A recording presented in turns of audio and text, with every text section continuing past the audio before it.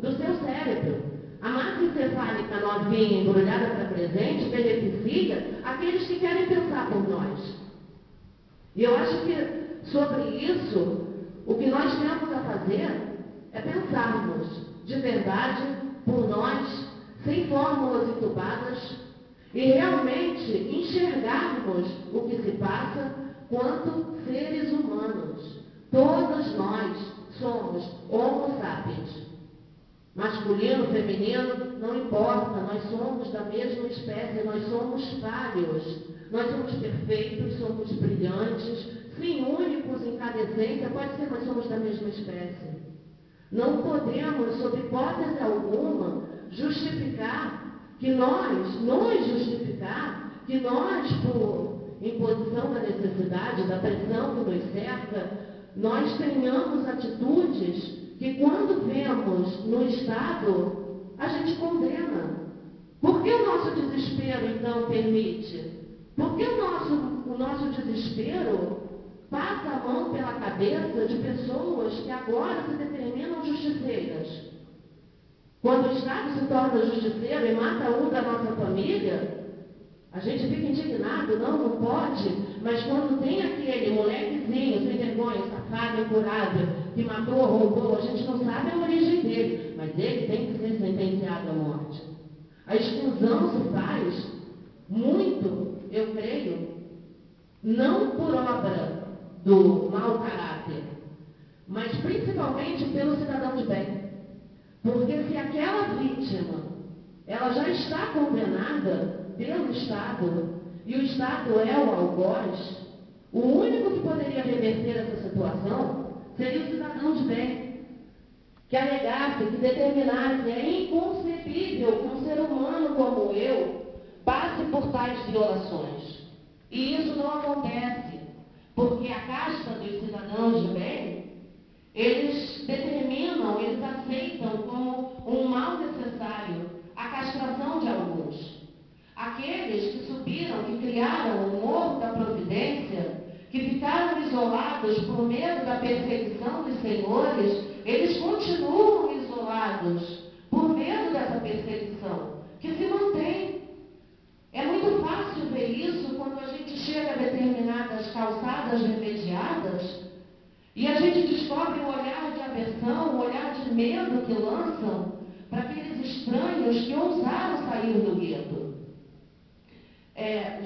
Nós estamos terminando o nosso horário. Como a gente vai se encontrar depois, hoje à noite, a gente ainda tem um convidado aqui para conversar conosco. Eu vou deixar o meu pensamento e tudo isso que eu ainda tenho para conversar com vocês para a parte da noite. Eu espero reencontrá-los, enfim. Para não tomar muito do tempo de todos nós, eu passo a vez para o Luiz Peixoto, meu colega de ruas do Rio de Janeiro, da Comissão de Direitos Humanos da OAB, que tem muito a nos acrescentar. E é isso. Obrigada, muito obrigada pela presença de todos. Boa tarde.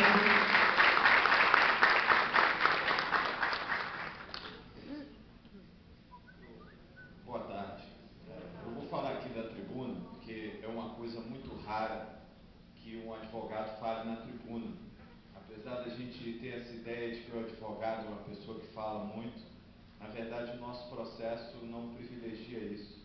Aí me desculpar também que eu não estou de terno, porque nós estamos em campanha no Rio de Janeiro, porque muitas pessoas têm sofrido lá com a obrigatoriedade do terno, e nesse calor enorme que está fazendo é uma coisa desumana, indigna. Mesmo que o terno possa representar uma vestimenta de respeito, naquele calor ele se transforma em uma coisa que torna indigna a vida do advogado, colocando um risco para a saúde. Então, só por isso a gente já começa a perceber o seguinte, é que o significado das coisas depende da condição em que a gente vive. A dignidade de alguma situação ou de algum comportamento, ele só pode ser verificado no lugar e na história. O lugar dos direitos humanos é um lugar em que a gente pergunta o que são as coisas. Como é que a gente determina o que é digno, o que é indigno? Eu me lembro de uma situação, eu pratico artes marciais, né? Não só são os policiais que praticam, os defensores de direitos humanos também.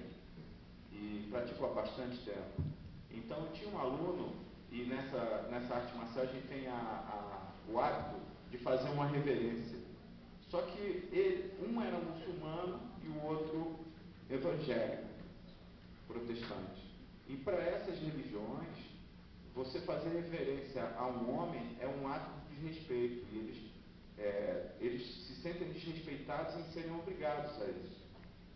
E eu fui consultar lá os professores e eles não abriam mão disso. Não, porque é uma tradição nossa, nós temos que respeitar. Eu falei, mas não dá para ter um meio termo? Né? Eu vou me sentir desrespeitado porque ele não me cumprimentou daquele jeito? E aí eu falei, olha, vocês fiquem à vontade de não fazer a referência, porque tem um conteúdo que fere a sua dignidade como pessoa, então a gente tem que encontrar esse lugar. E eles falaram assim, poxa, professor, você é muito simpático. Então, essa ideia da simpatia, né, que é aquilo que a gente traz para nós, a simpatia é alguma coisa que inclui as pessoas. Aceitar a diferença e possibilitar que a gente conviva com diferenças culturais é uma coisa que inclui as pessoas. Quando a gente tem uma tendência na nossa sociedade de universalizar, de achar uma resposta que se aplique a todos igualmente, o que a gente está fazendo? Excluindo o diferente. E geralmente também excluindo com a força do Estado, aplicando uma lei e às vezes até uma lei penal. E eu vou dar um exemplo para vocês de um filme, eu não sei quem já assistiu Bastardos Inglórios. É um filme que parte de uma ilusão de que o Adolf Hitler ia ser perseguido por um grupo de americanos que invadiam, se disfarçavam e começavam a criar atos para matar Adolf Hitler. Ninguém, porque conhece a história e já sabe, Adolf Hitler foi um dos maiores assassinos em massa do mundo e levou a barbárie a uma forma de indústria. Ele industrializou a exclusão de um povo e, com isso, monopolizou a interpretação da realidade e disse que todos tinham que se reunir em prol de uma nação. E naquele momento lá, ninguém conseguia julgar se isso era bom ou ruim. Mas agora a gente já sabe no que deu. E aí, quando a gente assiste o filme Bastardos Inglórios, eles estão arrancando escalpos, colocando bombas, assassinando, matando com cacetada na cabeça, no cinema, todo mundo festeja, porque afinal de contas eles estão destruindo o mal que todo mundo queria que não tivesse acontecido jamais. Mas essa justificação ela só se dá depois que a gente já conhece a história. Então a gente chega num ponto muito importante que a principal forma de exclusão que a gente pode ter na sociedade é excluir a pessoa de conhecer a sua história, de ter a sua memória. Porque se ele não tiver a sua memória, se ele não souber qual é a sua origem, a gente vai poder enganá-lo com a mesma mentira várias vezes. E a gente tem hoje uma situação, né, em que o mundo ele não é um mundo que se preocupa com o que é digno ou o que é indigno. Ele se preocupa em como se fazem as coisas, como se constroem as coisas. É o mundo do fazer, não é o mundo do ser. Todas as políticas de governo, você imagina se a gente conseguisse encontrar uma pessoa perfeitamente espiritualizada e perfeitamente simpática, que ela possuísse características pessoais que todos aqui na sala se sentissem profundamente à vontade com essa pessoa. Ele tivesse a capacidade de prever ou de adiantar quais são as expectativas de cada um. Então seria praticamente um avatar, uma pessoa iluminada, um grande espírito, né? Um Mahatma. Né? Foi por causa disso que disseram que deram esse nome ao Mahatma Gandhi. O grande espírito, ele conseguia ler a necessidade do povo e aquilo que era do povo, e ele conseguia captar isso e lutar por isso, à custa mesmo da sua própria vida. Aí vamos dizer que a gente coloca uma pessoa dessa para ser, somos todos cidadãos, e colocamos ele para ser presidente da República. E o governo começa a se estabelecer assim. O mundo evoluiu, e evoluiu a um ponto que, se a gente colocar uma pessoa que satisfaça todas as necessidades de todas as pessoas necessitadas no país, nós vamos ter, porque é um mundo do fazer, um orçamento que vai gastar mais do que arrecada. Ele vai gastar mais do que arrecada porque nós temos mais de 550 anos de exploração e exclusão no nosso país. E no momento em que a gente fizer isso, por mais que o povo aclame aquele líder ou aquele grupo de líderes ou aquela cultura de paz como sendo uma coisa muito desejada e muito querida, imediatamente, porque o capital financeiro não dorme, haverá uma fuga de capitais. Isso aconteceu na Indonésia recentemente, com a fuga de 12 bilhões de dólares em um dia, porque as políticas públicas modificaram. E como resultado de se colocar uma política que seja uma política de inclusão, a dívida pública aumenta, o capital estrangeiro foge do país porque aquilo é muito arriscado, e aí você tem a resposta de que recessão, desemprego e o perigo de muitas convulsões sociais. Então, hoje em dia, a nossa base de representação política tradicional, que era o território, a nação, ela fica também comprometida porque a velocidade de evolução da técnica no mundo todo, ela ultrapassou de uma maneira assombrosa a nossa capacidade de conhecer nossa própria história, nosso próprio ser e nossa própria evolução espiritual. Não no sentido religioso apenas, mas no sentido filosófico. Inclusive porque já há grande parte das representações religiosas no mundo dizendo que nós poderíamos, inclusive, dispensar a necessidade de uma religião ou, inclusive, essa obrigação de se ter uma religião mundial, porque ela só faz sentido para cada grupo. Eticamente, a gente pode reconhecer que algumas coisas são importantes, né? Partindo da experiência mais simples, eu só estou aqui porque quando eu era indefeso e não conseguia me cuidar, alguém me cuidou. Porque eu não conseguia nem me colocar de pé, não conseguia falar, e alguém se sacrificou e acordou no meio da noite para cuidar de mim. E a característica disso, desse amor de mãe, ou desse cuidado familiar, ou da cultura daquela comunidade mais próxima que fazia as cantigas de roda, ou jogos de capoeira, ou no meu caso, que era a festa de São João, né? Em cada localidade, aquilo foi formando uma estrutura que diz quem eu sou e como eu vou agir e como eu vou entender o mundo agora. Só que a exigência da modernidade e a exigência da evolução da técnica diz o seguinte: nós temos que ter um currículo unificado para todo o Brasil. Aí eu vou querer que os paraibanos fiquem muito aperreados com essa arenga muito grande, e essas duas palavras não vão poder ser ditas lá no Rio Grande do Sul, porque as pessoas não entendem o significado dela. E aí tem até um colega aqui do Rio, aperreio, o cara está injuriado, e arenga é quando está de caô. Tá? Então, a gente começa a estabelecer o seguinte: não, a gente tem um padrão de cultura, e esses padrões de cultura não vão respeitar algumas coisas que são fundamentais, que é a multiculturalidade, que é a possibilidade de interpretações diferentes, que é a possibilidade da gente ter religiões diferentes. Então, assim, começa a surgir no mundo algumas questões, né, muito importantes, como, por exemplo, como a gente antigamente tinha uma relação muito forte com a terra, o homem, de uma maneira geral, de produção, eu valorizava aquilo que tinha, a cultura vem da agricultura, né, de como eu lidava com o solo e com a produção da minha vida. A minha vida religiosa tinha relação com os astros, porque era o tempo de plantar e de colher. Hoje em dia a maioria das populações está em cidades. E o significado das palavras e o significado dos movimentos políticos, da ação política, é dada por um grupo muito pequeno de pessoas. O que vocês acham se eu propusesse e a gente pensasse assim, só na hipótese, de que esse grupo que está aqui agora ia dirigir os destinos mundiais, a política externa, a língua, a divisão geopolítica e como tudo aconteceria. A gente pode pensar, pô, mas não seria justo, porque todos... Não, mas a gente ia pensar bem em todo mundo, no bem de todos. Né?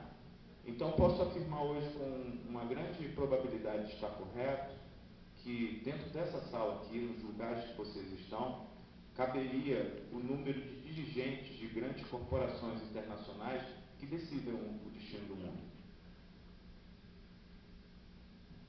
A gente fica revoltado porque o político colocou no lugar para ser assessor o padrinho ou amante que o outro indicou, mas grande parte dessas corporações tem uma característica em que a apropriação é feita por famílias e é pelo nascimento que vai se transmitir isso. E é pelo nascimento, às vezes, simplesmente, porque a gente falava, não, era injusto na época do feudalismo que pelo nascimento as pessoas fossem nobres, que dependendo do lugar que você nasça, como em algumas comunidades muito pobres, as condições de saneamento básico são tão ruins, tão precárias, que você vai desenvolver doenças que vão limitar a sua capacidade de cognição. Olha, esse é um discurso perigoso, né? Esse é um discurso perigoso. Porque pode levar até a um preconceito se for mal interpretado. Por favor, não me interpretem mal. Mas é de fato que se a pessoa tem uma alimentação ruim, que ele não vai desenvolver tanto. Se ele aprende desde o início, sem alguns exercícios, se ele pratica esporte, ele não vai desenvolver. Mas no final é o seguinte, o meu dinheiro também, ele não vale tanto quanto o dinheiro do Itaú, mesmo que seja a mesma nota. Porque a minha quantidade de dinheiro, ela é limitada para responder às minhas necessidades. Que a televisão diz que eu preciso sempre estar aumentando a minha qualidade de consumo, e aí no final nunca dá para eu pagar tudo que eu quero. Mas banco, empresa, não precisa se alimentar. Ele pega o dinheiro e ele faz do dinheiro uma mercadoria, e aí todos nós, para suprirmos essa nossa necessidade de consumir cada vez mais e mais, que é o que o pessoal está chamando de inclusão, eles cobram uns juros que nenhuma atividade humana é capaz de gerar aquele rendimento. Eu pago mensalmente uns juros porque peguei um dinheiro emprestado que nenhuma atividade que eu possa aprender a fazer na minha vida vai render. Essa também é uma forma de exclusão. Mas aí, ela está compensada. Porque aí eu volto àquilo que estava dizendo no início, como para fazer... Vocês já ouviram o Jornal Nacional falando de fazer o dever de casa para os economistas? O Brasil vai bem porque ele cumpriu com o dever de casa. Mas dever de casa dado por quem? Pela ordem econômica mundial. Quem é essa ordem econômica mundial? São aquelas 300 pessoas que não estão em sala nenhuma, mas é um grupo que domina a economia mundial hoje. E o interesse que a gente deposita a confiança na política, na ação política, mesmo que seja somente pelo voto, ele fica falseado. E aí a gente tem grandes problemas hoje, né? De modificar os sistemas políticos de participação, de garantir que haja a possibilidade de um multiculturalismo, de estabelecer algumas atividades que garantam a soberania nacional, que a soberania nacional não seja destruída pelo interesse do mercado, limitar o mercado, porque o pessoal fica assustado com os anarquistas, mas eu não conheço nada mais anárquico do que o capitalismo, porque todo mundo faz o que quer desde que receba lucro. É nada mais anárquico, porque enquanto se eu quiser mandar dinheiro para os Estados Unidos, eles recebem, mas se eu quiser entrar, eu tenho que responder um monte de perguntas. Não há um livre trânsito de pessoas. Por que um discurso do presidente dos Estados Unidos ou da Rússia pode ameaçar a minha segurança aqui no país, mas eu não posso também dizer o que é que eles querem, eu não posso dizer o que é que eu quero que eles façam com o mundo, porque afinal de contas eles podem virar a polícia de todos nós a qualquer momento, e a gente vê isso pelos porta-aviões que ficaram ancorados no Brasil no dia 1º de abril de 1964. Então é isso, gente. Eu queria trazer essas reflexões, né, e principalmente aproveitando a presença do colega, de que quando a gente nega o povo a sua memória, a gente nega a possibilidade de ação política. E que é preciso refletir sobre o que é digno para o homem e que não só simplesmente aquilo que se diz como válido, como difundido, é a verdade. Não é porque todo mundo está falando que é verdade. E, aliás, o maior fofoqueiro é aquele que diz assim, olha, estão dizendo por aí, e eu vou te contar só porque eu sou teu amigo. A única pessoa que a gente vê dizendo por aí é o porta-voz da mentira. Então, eu acho que também a participação, já que eu falei no passado, no tempo presente, é a gente começar a criar ambientes. São 10 minutos que faltam. Ok, eu vou encerrar. Criar ambientes em que a gente crie o hábito, ou retorne o hábito, de conversar. De conversar. Vamos abrir mão, eu acho, um pouco daquilo que é dito e difundido no Brasil inteiro, para conversar nas suas localidades. Porque por mais que eu esteja falando dos Estados Unidos, do capital internacional, dos direitos humanos, da ONU e tudo isso, o lugar que a gente vive é na nossa cidade. O lugar que a gente vive é na nossa cidade, é com nossas famílias. E enquanto a gente tiver uma parte da cidade que a gente não vai porque tem medo, tem uma cabroeira lá, tem os maloqueiros, tem um pessoal esquisito, e a gente não for lá conversar com esse povo e ouvir qual é a manifestação cultural, como é que as coisas acontecem, e ficar se contentando com o que é divulgado pelos noticiários policiais, pela televisão, Luiz, a gente não vai compreender. Interromper. Só para você procurar concluir. Perfeito. A gente tem 5 minutos. A minha última frase é essa. Tá. E por enquanto se preocupar simplesmente com aquilo, e ela é polêmica, com aquilo que é dito na imprensa, e não for conversar com aquele que a gente tem medo. Eliminar o medo. Aliás, antes de ter uma declaração de direitos humanos, havia uma carta que dizia o que era dignidade para o homem. É ficar livre do medo de ser agredido por qualquer outra nação ou por qualquer outro grupo que seja diferente. E eu não acabo com esse medo eliminando o outro. Muito obrigado. Muito obrigado.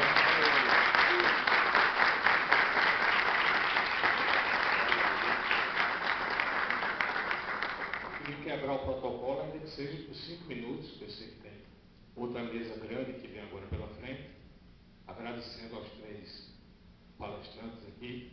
E só uma pequena nota. Eu fico muito feliz de ver Maristela aqui viva, presente, atuando no ofício dela. Nossa ouvidora, Valdênia, doutora Valdênia, no ano passado, teve que sair às pressas do Brasil, não foi só da Paraíba não, porque estava seriamente ameaçada de morte, por grupos que ainda estão incrustados dentro de nossa polícia. Teve que sair às pressas. Então é muito feliz ver a Maristela aqui falando, dando o seu depoimento, trabalhando lá no Rio de Janeiro, em áreas que são críticas, e bem viva, e continue assim. Nossa ouvidora não tem uma mensagem. Bom, seria muito bom aí ouvir, sei lá, 2 pessoas ou 3, bem rapidinho, né, para fazer o que fizer colocação para nós aqui, né, estamos aqui na mesa. Eu queria pedir perdão à comissão organizadora de ter me atrevido a isso. Será que seria possível? Então, imediatamente, alguém, eu não sei como é, deve ter microfone aí. Bem rápido, pessoal, porque nós temos uma mesa. Sim. Eu acho que deve ter microfone para mim. Pois não. Pois não. Primeiramente, com respeito ao senhor, pela cultura, pela ética, por tudo mais. E o que me dói muito é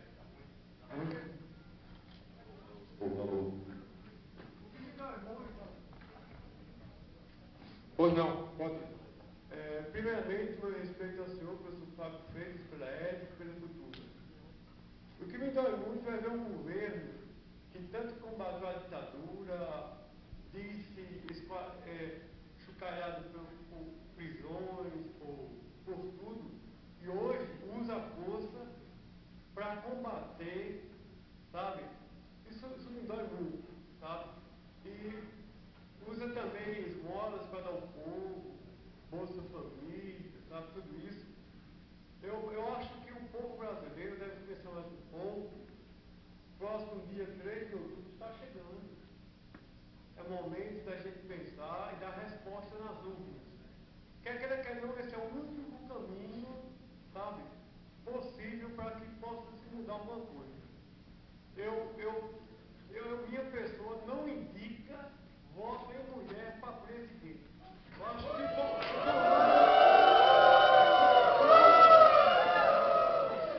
agora, o meu respeito tem das mulheres. Isso é irrevogável, tá? Pronto? Pronto. Tá bom. Pronto. Obrigado. Bom, outra pessoa, bem rapidinho, por favor. Mais breve possível a questão. Vamos lá. Extremamente breve, mas permita-me, professor Maristela, uma breve síntese. Eu sei que o meu respeito à minha admiração, mas eu sou jornalista profissional há 40 anos, sou da área policial, me permita, professor, mas eu não acredito em bandido recuperado. Faço jornalismo policial há 40 anos, não vi até hoje um marginal recuperado. Claro que a culpa é do nosso sistema penitenciário. Mas você quer ver o que é bandido? Pega um bandido que assaltou, ele sai da cadeia depois de cumprir a pena dele, de 10 mil contas ele manda ele deixar na esquina para ver se o dinheiro chega. Pega um latrocida, coloca dentro da sua casa, paga uma conta da sua casa para ver se tem. O que é que ele faz? Pega um estuprador e coloca perto da sua mãe, ou da sua filha, ou da sua mulher, para ver o que é que ele faz. Então eu não acredito em recuperação do bandido. A culpa é do Estado. Mas eu não acredito também em direitos humanos. Muito obrigado. Tá bom. Mas dá tempo para mais um? Dá tempo para mais um? Mais um que seja realmente breve, para nós passarmos para as últimas palavras. Alô? Alô? Um segundo só. Pronto. Meu nome é Ari, aqui pro Togo, meu nome é Ari. Eu quero parabenizar a companheira aí, o companheiro aí, todos da mesa, que nós participamos efetivamente aqui do movimento de rua. E não é diferente do Rio de Janeiro. Criminalizações estão fazendo massacre aqui em Campina Grande, na Paraíba, jogando toda a culpa para negro, para pobre, para a periferia, sabe? E vocês estão de parabéns quando denunciam. É só isso que eu quero dizer. Tá, muito obrigado. Bom, passo imediato. Muito obrigado. Passo imediato a palavra ao professor Renato. Só uma coisa. Direitos humanos, senhor, eles são uma das maiores conquistas da humanidade. É uma conquista que vem de longe. Nós temos indicativos disso desde as primeiras democracias. Em Atenas, nós não temos a plenitude de direitos humanos que nós temos na sociedade de hoje, mas direitos humanos são essenciais e, inclusive, eu gostaria de corrigir uma coisa que o senhor disse. Mesmo que negássemos depois de um devido processo, aliás, mesmo as sociedades que negam ao criminoso o gozo de vários direitos humanos, como a liberdade de ir e vir, o fazem, quando o fazem corretamente, depois de um processo devido, com toda a defesa garantida. Então, para privar uma pessoa da liberdade, porque ela tenha cometido os piores crimes, é preciso reconhecer o direito humano dessa pessoa, a presunção de inocência, a defesa e a tentar provar, ou melhor, não é tentar provar sua inocência, é o acusador provar a culpa. Então, é isso que eu queria assinalar aqui.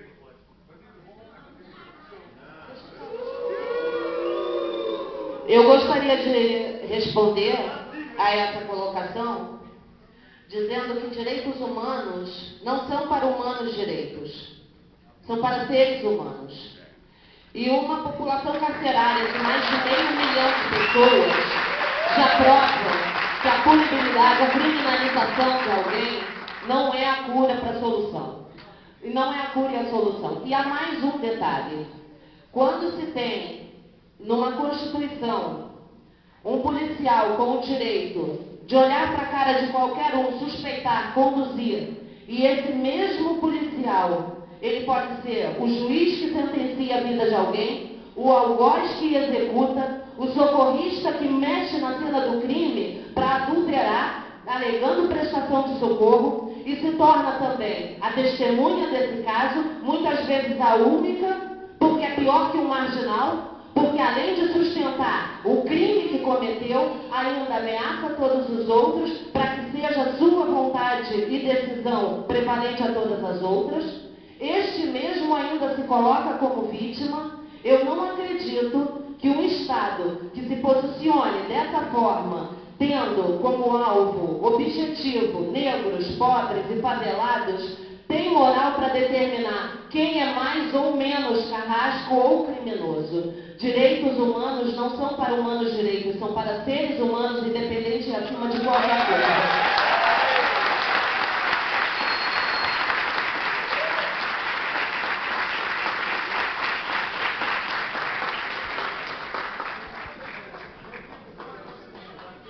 Alô? Bom, tudo bem. Queria dizer só uma coisa a esse respeito. É o seguinte, eu não conheço ninguém, né, as pessoas dizem, só não muda quem é absolutamente ignorante ou absolutamente sábio. Absolutamente ignorante ou absolutamente sábio. Eu que não sou nenhum dos dois, já me arrependi muito de algumas coisas que fiz na vida. Mas antes de me arrepender, eu cometi o ato com certeza absoluta. É por isso que no julgamento das pessoas é importante que você dê a possibilidade de você ter várias opiniões. Agora você imagina aqui no Brasil o que acontece. As pessoas colocam uma arma na cintura e acham que vão fazer um julgamento sumário.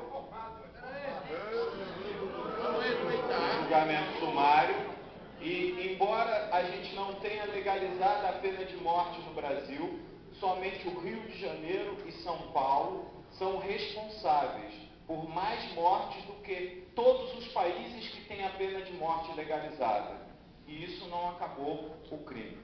Então, se a gente não consegue ensinar uma pessoa a jogar futebol dentro do elevador porque não tem espaço, também a morte e a execução sumária que o senhor defendeu aqui na frente também não estão dando solução ao problema. Talvez a gente precise se arrepender de algumas opiniões e de algumas coisas que permitimos no passado.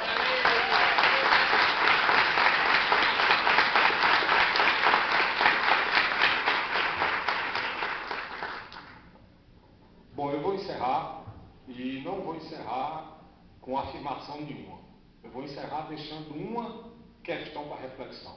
Afinal de contas, esse espaço aqui, há 23 anos, tem sido um espaço privilegiado para reflexão, que é o que nos falta. E sem ela, como dizia o Zé Saramago, nós não vamos a lugar nenhum. A pergunta que eu quero deixar é a seguinte: quando se fala em defender direitos humanos, Maristela lembrou muito bem essa famosíssima e famigerada frase de que direitos humanos são para humanos direitos, como se todos nós tivéssemos a autoridade de dizer quem é direito ou não. Por exemplo, olhando para mim, com essa camisa social, com a calça razoável e com sapato, eu sou um humano direito? E a última questão, falar em defesa dos direitos humanos é pensar em que sociedade, em que mundo nós queremos viver. Num mundo onde você tenha um mínimo de regras que devem ser sempre democraticamente construídas, em torno das quais nos colocamos de acordo. Muito.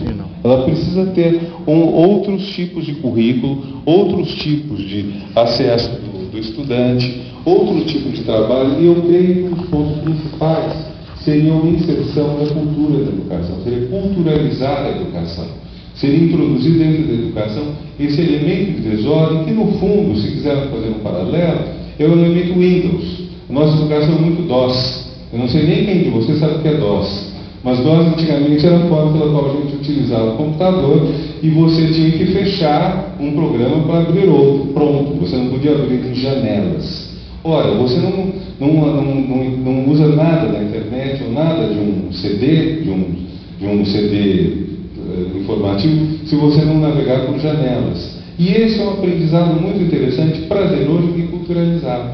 Então, acho que nós temos caminhos interessantes para tentar dar esse novo passo da inclusão social. Então, vocês vejam, eu não estou discutindo por que o governo da Dilma está com dificuldade de levar adiante, por que ele está sendo pouco popular, não vou discutir uma inserção social por educação, mas uma educação renovada e culturalizada. Muito obrigado.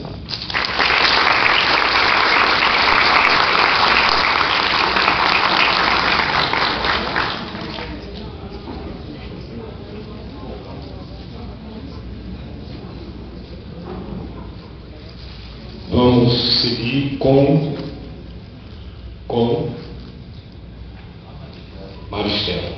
Bueno, tem microfone aí.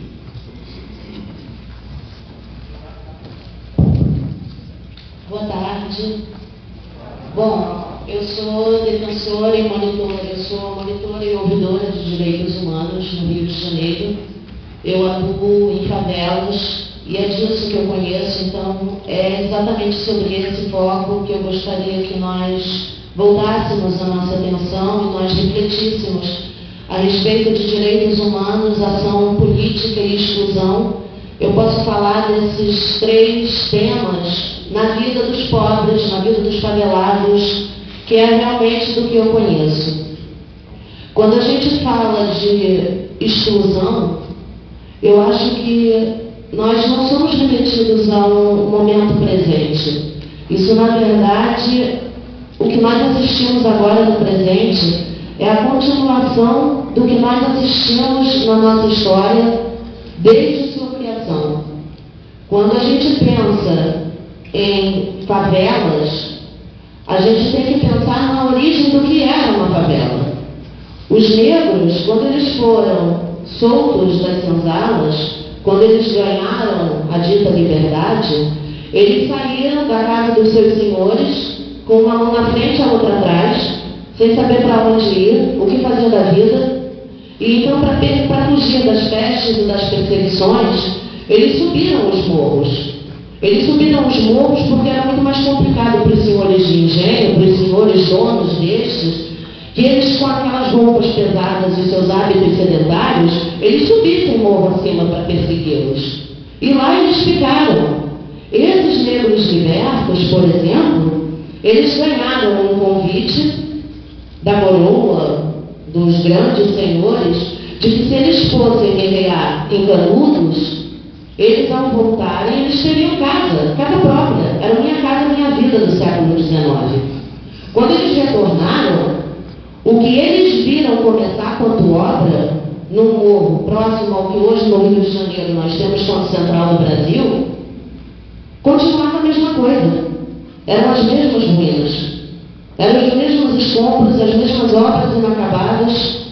E o que eles fizeram foi ocupar essas obras inacabadas. Eles não receberam mais o soldo, ficaram à deriva, pior do que já estavam, porque ainda se sentiam enganados, ainda não tinham sequer para onde retornar.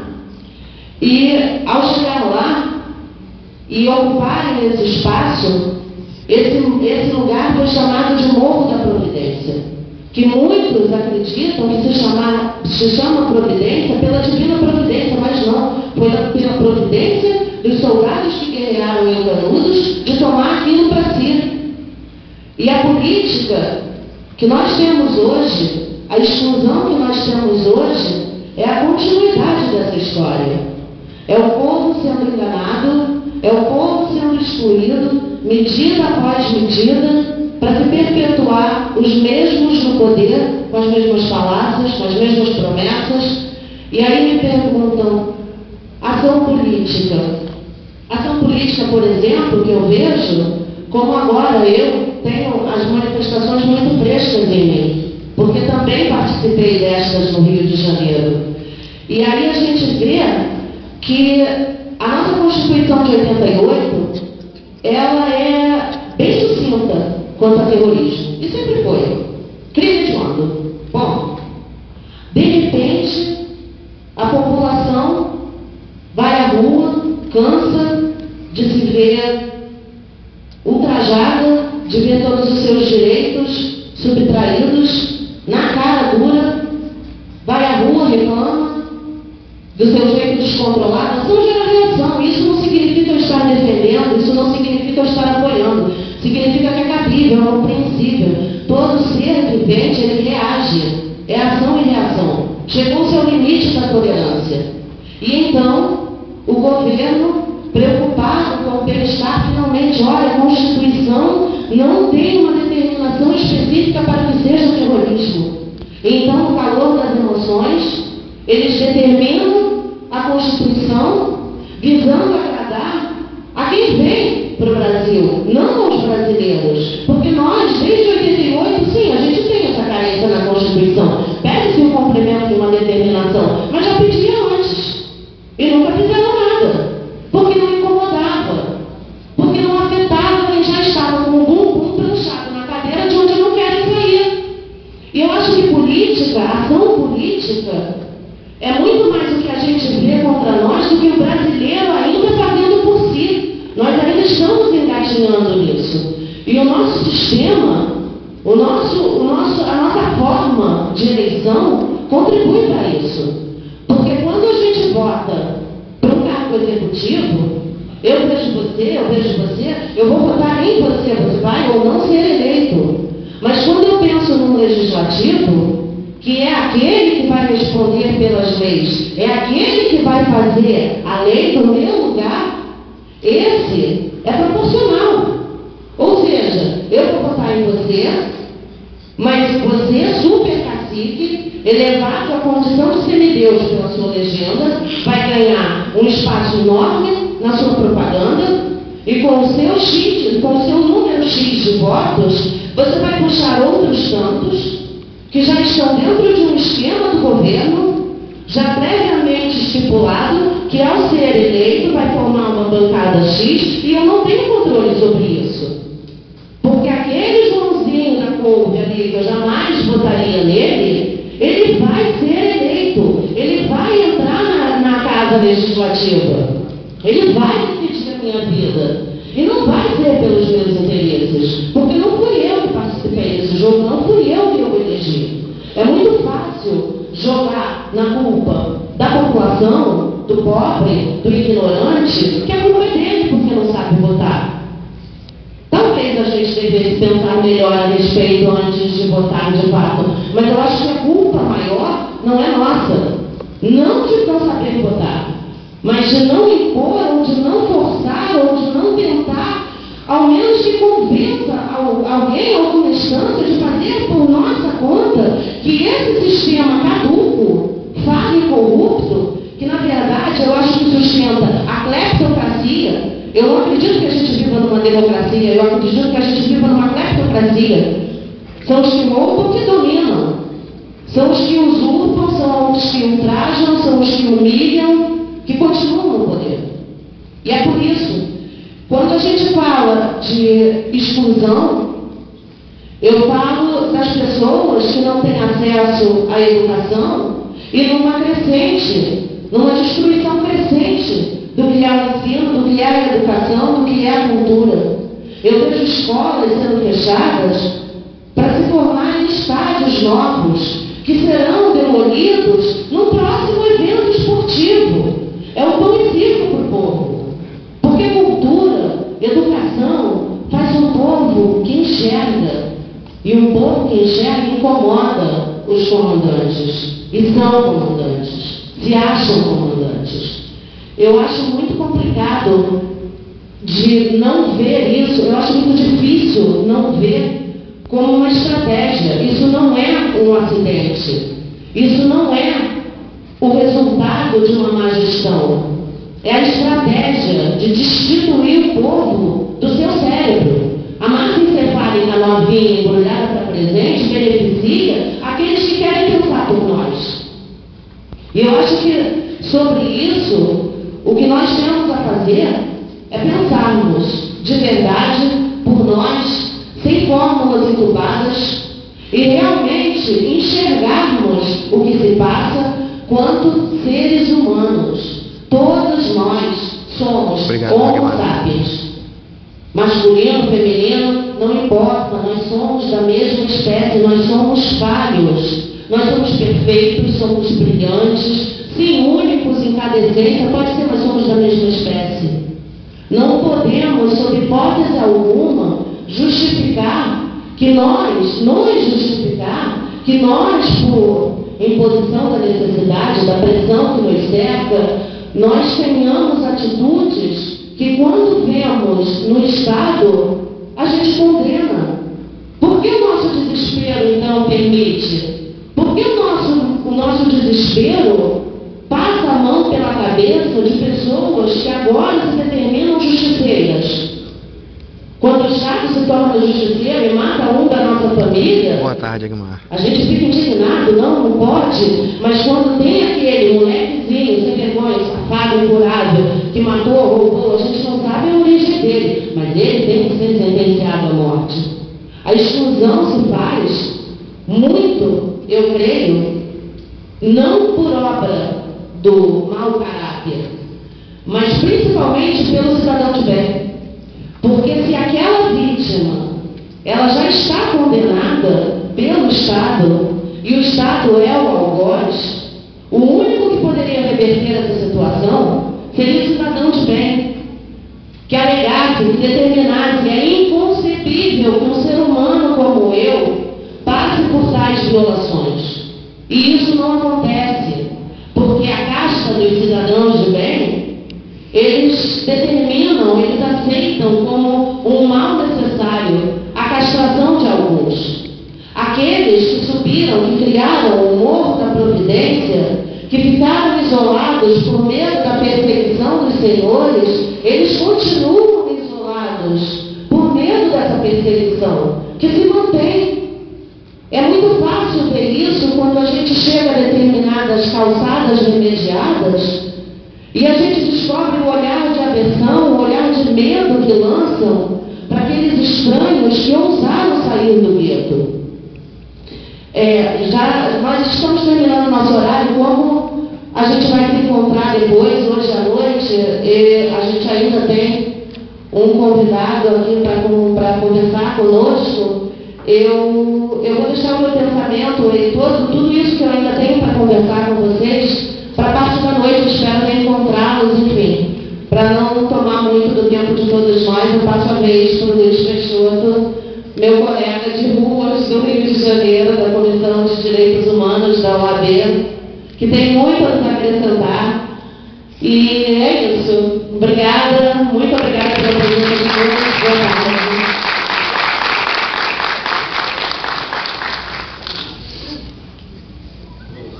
Boa tarde. Eu vou falar aqui da tribuna, porque é uma coisa muito rara que um advogado fale na tribuna. Apesar de a gente ter essa ideia de que o advogado é uma pessoa que fala muito, na verdade o nosso processo não privilegia isso. Aí me desculpar também que eu não estou de terno, porque nós estamos em campanha no Rio de Janeiro, porque muitas pessoas têm sofrido lá com a obrigatoriedade do terno, e nesse calor enorme que está fazendo é uma coisa desumana, indigna. Mesmo que o terno possa representar uma vestimenta de respeito, naquele calor ele se transforma em uma coisa que torna indigna a vida do advogado, colocando risco para a saúde. Então, só por isso a gente já começa a perceber o seguinte, é que o significado das coisas depende da condição em que a gente vive.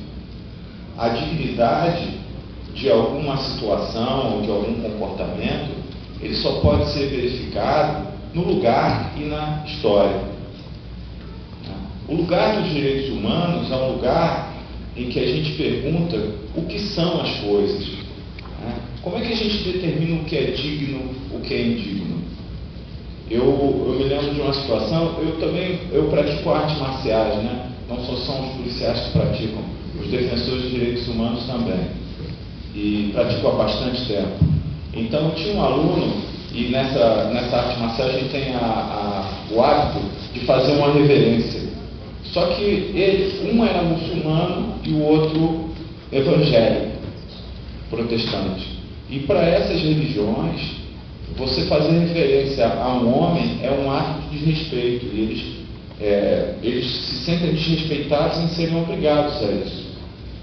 E eu fui consultar os professores, eles não abriam mão disso, não, porque é uma tradição nossa, nós temos que respeitar. Eu falei, mas não dá para ter um meio termo, né?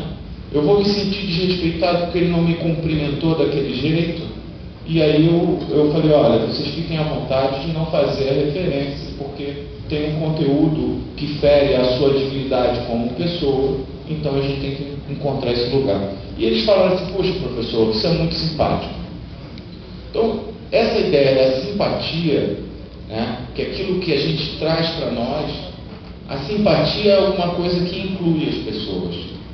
Aceitar a diferença e possibilitar que a gente conviva com diferenças culturais é uma coisa que inclui as pessoas. Quando a gente tem uma tendência na nossa sociedade de universalizar, de achar uma resposta que se aplique a todos igualmente, o que a gente está fazendo? Excluindo o diferente. E geralmente também excluindo com a força do Estado, aplicando uma lei e às vezes até uma lei penal. E aí eu vou dar um exemplo para vocês de um filme, eu não sei quem já assistiu Bastardos Inglórios. É um filme que parte de uma ilusão de que o Adolf Hitler ia ser perseguido por um grupo de americanos que invadiam, se disfarçavam e começavam a criar atos para matar Adolf